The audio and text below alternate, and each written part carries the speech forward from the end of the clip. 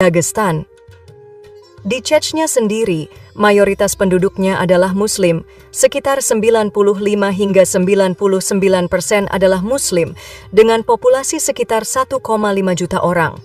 Sebagian besar dari mereka adalah Muslim Sunni, yang mengikuti mazhab Syafi'i atau Hanafi.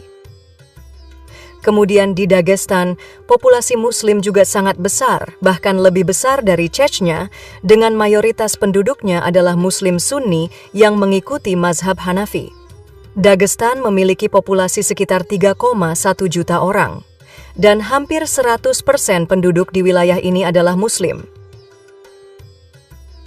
Di seluruh Rusia, terdapat lebih dari 3.000 madrasah yang tersebar di berbagai wilayah.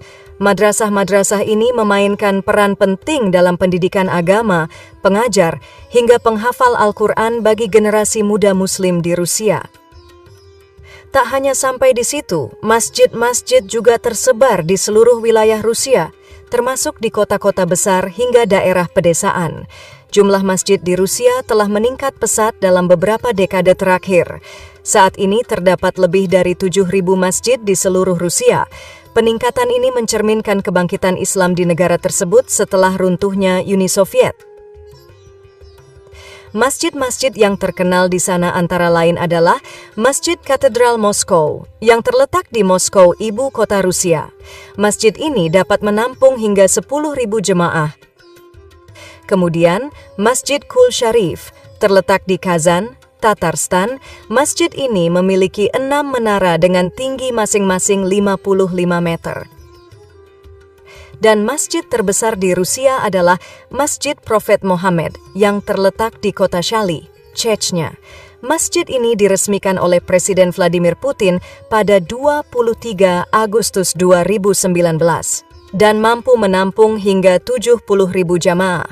Masjid ini memiliki desain yang megah dengan marmer berkualitas tinggi yang sama dengan yang digunakan di Masjidil Haram di Mekkah.